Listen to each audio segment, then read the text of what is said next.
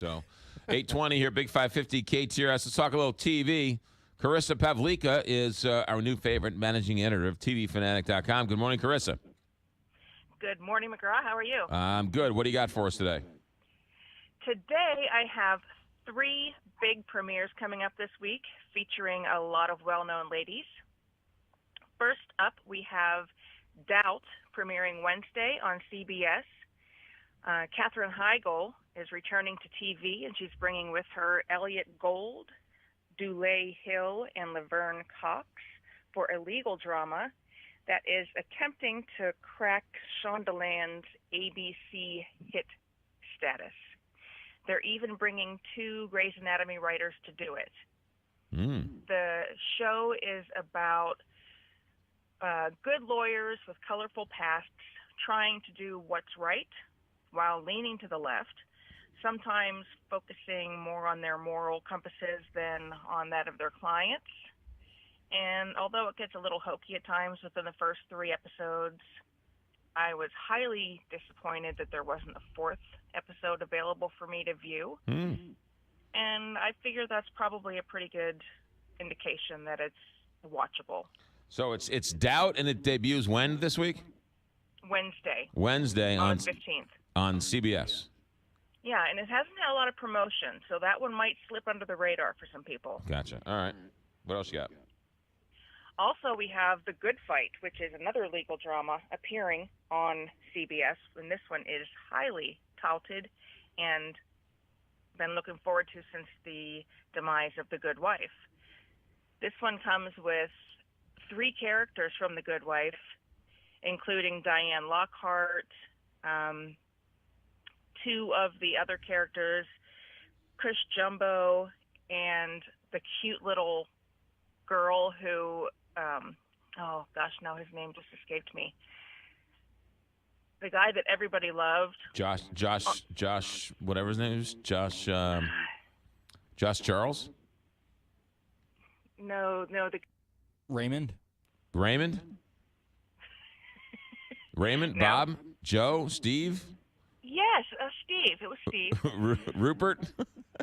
It was Alicia's and her husband's right-hand man, but he had a daughter who did, like, everything. Got it. Right? And she's going to wiggle her way into the firm with all the women. And what's great about the show is it reintroduces a bunch of peripheral characters who we already knew and brings the 3 best female characters from The Good Wife. And what it does is it brings legal cases that are already higher than anything else we have on TV, really raises the bar.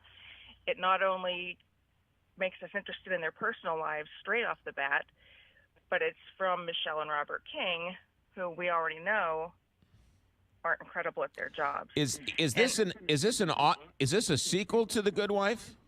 It is, and it picks up a year later, and it focuses on Christine Baranski, who was Diane Lockhart, who was the other female lead, who never really got her due because all of the good stuff was focused on Alicia. Got it. And that was Juliana Margulies' character. Right. And everybody, if you ask, was like, well, we really love Diane Lockhart. Why doesn't she have her own show? Gotcha. That's what she's getting. Her own show. More importantly, does Chris Noth Big make any appearances on this show? Not in the first few episodes, anyway. He- No, and I don't expect him to be honest. This is a whole new show. But what's really cool about it is they bring in so many of the characters that they had on The Good Wife throughout the years that it feels like you've seen some of it before, but it also feels totally brand new. All right. What's the name of this show? The Good Fight. The Good Fight. All right. Right. And what's number 3 for us? Number 3 is Big Little Lies on HBO. Yes. What is this one about? This one is absolutely incredible. I got to see pretty much the whole thing already, and it just blows you away. It's based on a book by Leanne Moriarty, and from what I understand, I haven't read the book, but from what I understand, the book was a little lighter, and it's based on 3 women who meet dropping their kids off on their first day of first grade. And the mothers hit it off and become friends. And it's in the town of Monterey, and basically they're a bunch of wealthy women, and they parties, witty. They make their lives snapping at each other and forming cliques, and it's what the wealthy do. And there's a new girl in town, and she's not wealthy. She's not any of those things, but two of the mothers pick up this third, Jane, and they become friends. And it's because of that chance meeting at grade school on the first day that it kicks off this chain of events that takes place over the course of the book and over the course of the first season, which may be the only season of this, what's considered an event series. How many episodes? There are 7 episodes completely, I believe, and I've seen 6. Reese Witherspoon is fantastic. Everybody's in this. Who else is in this? Reese Witherspoon. Who else? Reese Witherspoon, Nicole Kidman, Shailene Woodley, James Tupper, Alexander Skarsgård. There are so many people in this movie. In this TV series. It also starts on Sunday the 19th. Like I said, this is a huge week for TV. Right. There's a lot of stuff coming out. Sunday the 19th, Big Little Lies, HBO. I like the fact that it's one season, one and done. I like that because some of these series just drag on too long. And then when you binge watch them, you're like, all right, hurry up, get to the end of this. And Nicole Kidman's already talking about doing something else with her production company. So, she and acting in it. So this should be it. Right. Good. Carissa, what'd you think of Girls last night on HBO? I thought it was wonderful. I thought it was pretty good. I cried. Yeah, I'll be honest, I cried. I did not cry, but I think it's a train wreck. I can't stop watching the train wreck, however, but I actually thought it was pretty good.